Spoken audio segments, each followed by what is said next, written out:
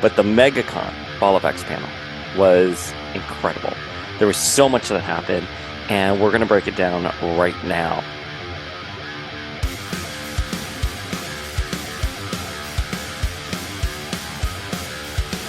Shout out to the Powers of X-Men podcast.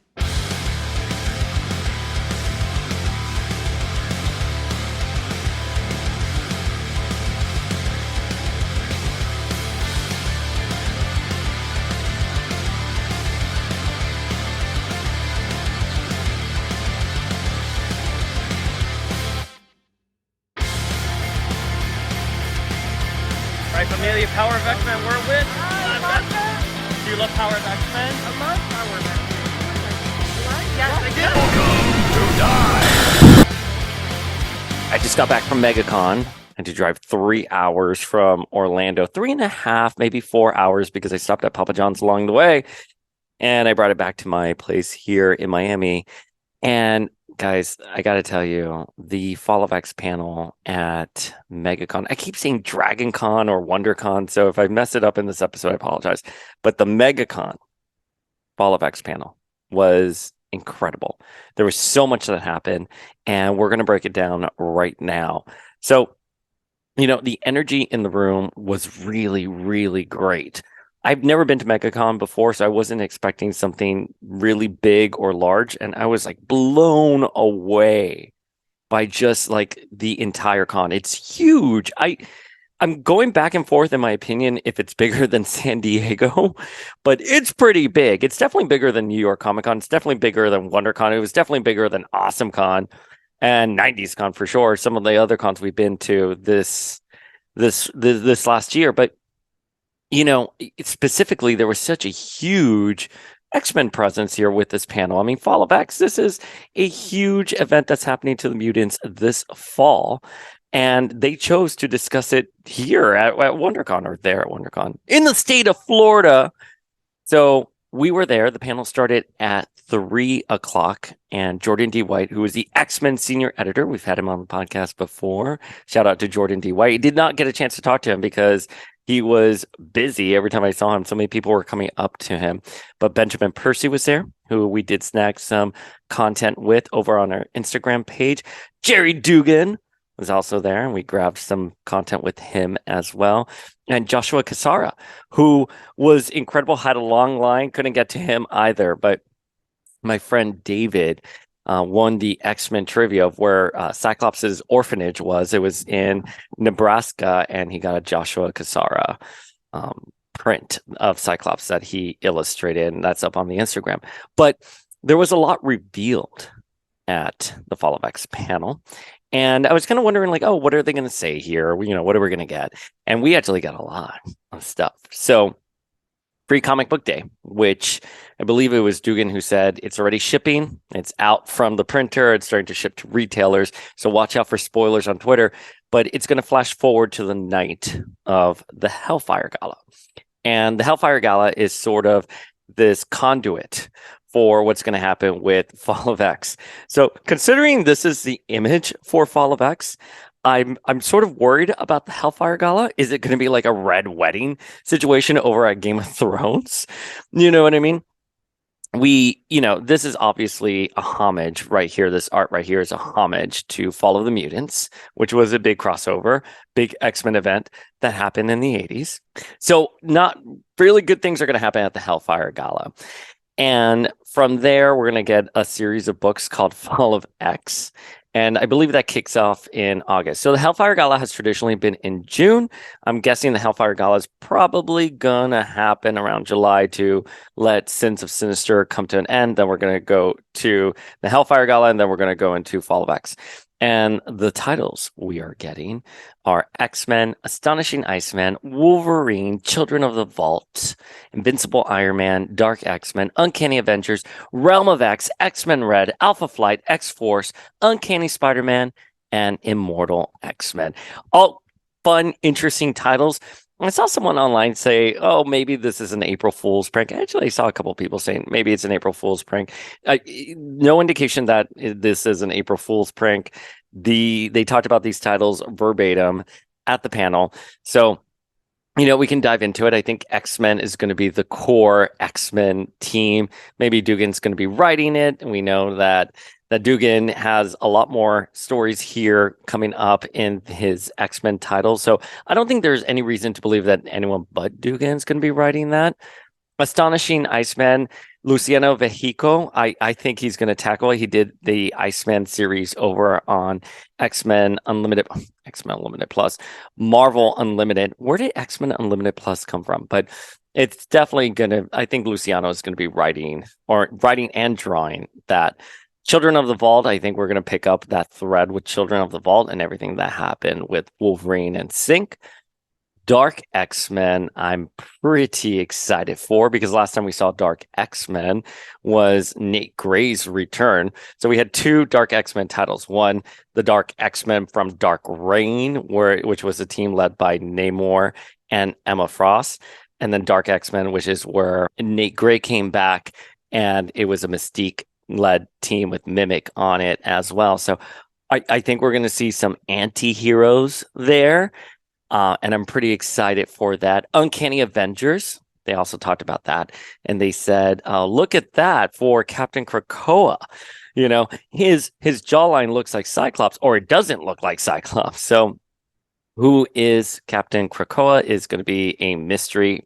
Who knows when they're going to announce it, who it is. But apparently right now it's being marketed as a mystery. He did mention, and he being Jerry Dugan, mentioned that it's really interesting when the Unity Squad was initially created back with Rick Remender and John Cassidy, that it was supposed to help mend human-mutant relations with the public, because mutant relations was at an all-time low at that point, right? It was following AVX after Cyclops as Dark Phoenix had decimated the planet. So he said that was a very interesting point, and I think both teams had hoped that they would have moved past that by this point. So I think whatever happens with Fall of X is obviously tying into the Unity Squad and its reemergence. We have some familiar faces there, such as Rogue and Captain America. Obviously, I have to tell you, the art for this was my favorite that was revealed at the panel. But we also have some new faces in Psylocke and Penance. But we have actually, now that I'm looking at this is very much a X-Men or mutant heavy team. We have Captain America, Rogue, which were on the original, Quicksilver, Deadpool was also on the original, Psylocke, and Penance. It's a recipe for a lot to go down. Invincible Iron Man, Dugan is going to be writing that, and he told me, I don't know if this was in any of the content I had filmed, but we are not getting the wedding of Tony Stark and Emma Frost. That is exactly what they are not doing. It's all about Iron Man trying to protect his technology. How Emma Frost plays a role in that, I think we're going to see, but we're not going to get a fabulous wedding between Tony Stark and Emma Frost, which I was like, I was hoping for that. But I mean, it's going to tie into Fall of X in a significant way. So I'm thinking maybe we're positioning Emma as sort of a leader coming into Fall of X or the Hellfire Gala. Maybe Tony Stark is going to be an honoree at the Hellfire Gala. I would love it if he was an honoree at the Hellfire Gala and he just happens to be there when shit goes down. Maybe something happens with his technology at the Hellfire Gala. The Hellfire Galas these last few years, I mean, we had them terraforming Mars, and then we had them in this last one, the Secrets of Resurrection, getting out to the Daily Bugle or the media. So this is going to be big. It's going to be huge. But next one we have is Realm of X. And I wonder if this is going to be a Tini Howard book, the successor to Excalibur and Knights of X. Let's see. I think it's going to deal with Otherworld if I had to put my finger on it. X-Men Red. I mean, I don't see any reason why it's going to change trajectory. I think it's going to be Storm focused and her being Soul Region and everything that's going on with her in that book, which is, Al Ewing is doing a great job. X-Force, Benjamin Percy did say that there was a lot going to come to fruition with Beast and Wolverine. I kind of teased him about why is Beast the worst X-Men. And, he talked about how Beast is a morally gray character who's trying to service the greater good. I think that argument works for Emma Frost very well. I don't know if it works for Beast, but that's fine. The thing about Beast is that I think Beast is a bit more self-serving. There was someone in the Q&A section of this panel who said, I'm such a big Beast fan, not a fan of him, how he's been written currently. Is there a way after Fall of X that we can get sort of Hank McCoy redeemed a bit? And I thought that was really interesting. Percy also said, take a look at Colossus. He looks more militant here. We know he is a traitor. And following Fall of X, he's going to lean into some more aggressive personality traits. So look at him right there. Uncanny Spider-Man, your guess is as good as mine. I have, I pride myself in getting some tea here and there on what's coming down the pipeline in the Marvel universe. It's always X-Men specific, but and of course I've gotten some tea on the Hellfire Gala and the Fall of X, but I won't share it here because we're not going to give spoilers here. But I gotta tell you, of all the tea I've gotten, Uncanny Spider-Man, not part of it. So I'm curious what they're going to do with Uncanny Spider-Man. I wonder if what happened with Dark Web and everything that we had in that crossover is sort of going to carry over into Uncanny Spider-Man. I did say years ago when Spider-Man, when Firestar, and I said years, when actually last year, when Firestar, won the election, we had Firestar, we had Iceman, and we had Spider-Man. This seemed like good positioning for those three characters and for them having like sort of a spotlight here. So I wonder if what happens in Fall of X, we're going to have Iceman, who we know is on the table with Astonishing Iceman, kind of come in and team up with Spider-Man as well as Firestar, since she's a member of the X-Men. No word on the vote.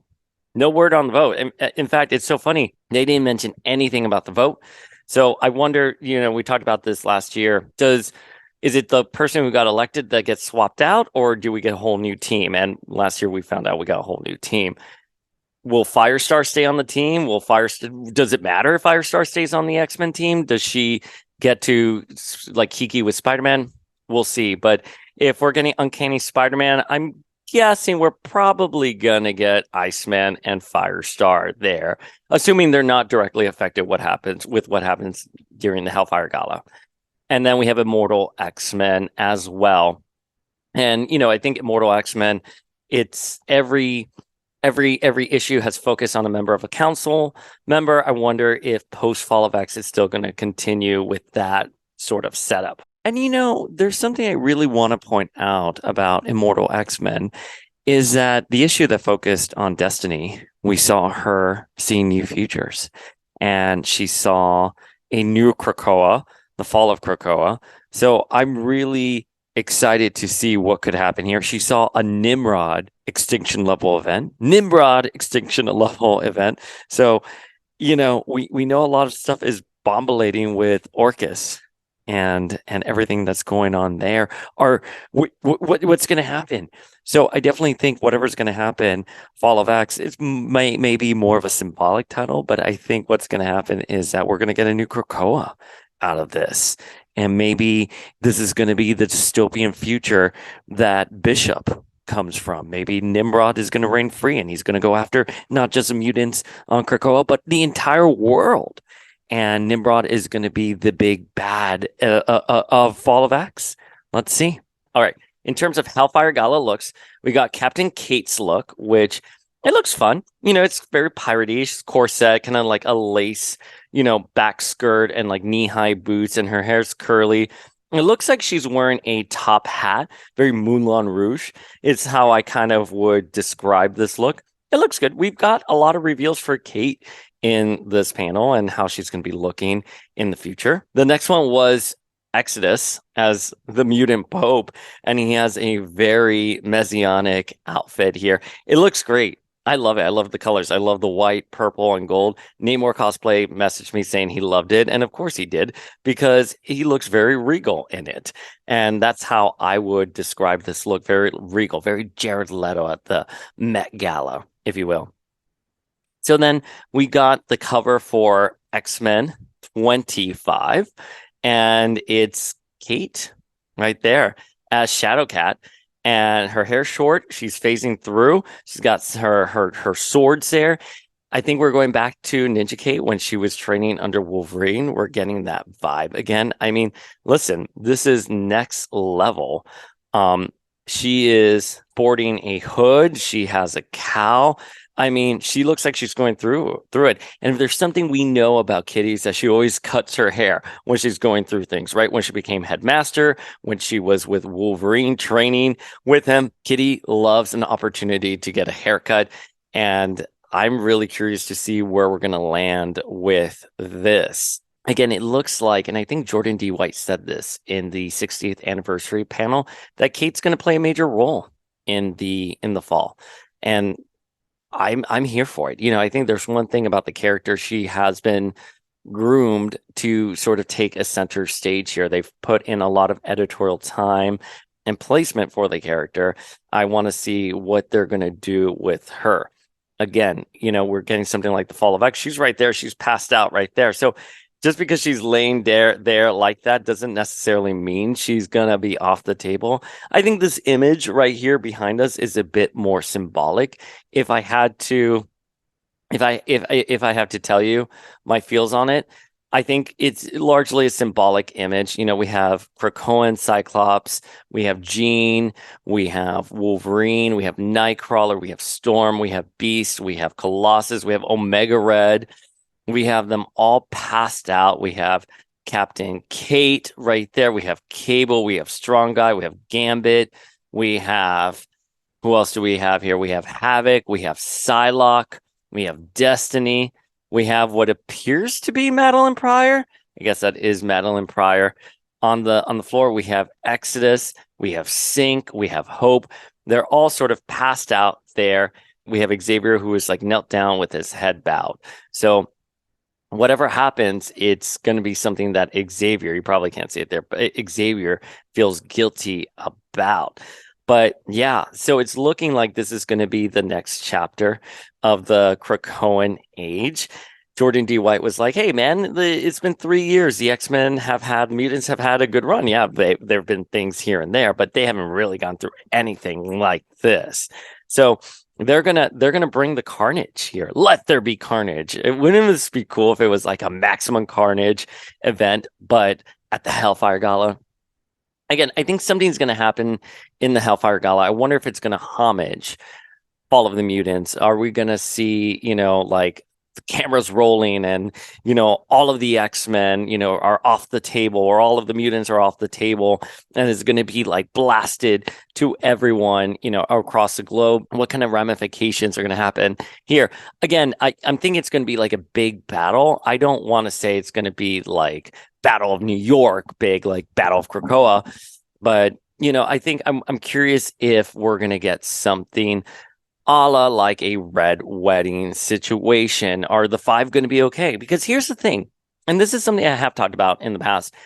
Editorially, the five were created to sort of stop the endless cycle of death in the X-Men comics. I've talked about this endlessly. So once again, we're faced with this image called like Fall of X, and the Hellfire Gala is going to be a conduit to this new era. Are the five going to officially be off the table? Is the question I'm going to ask.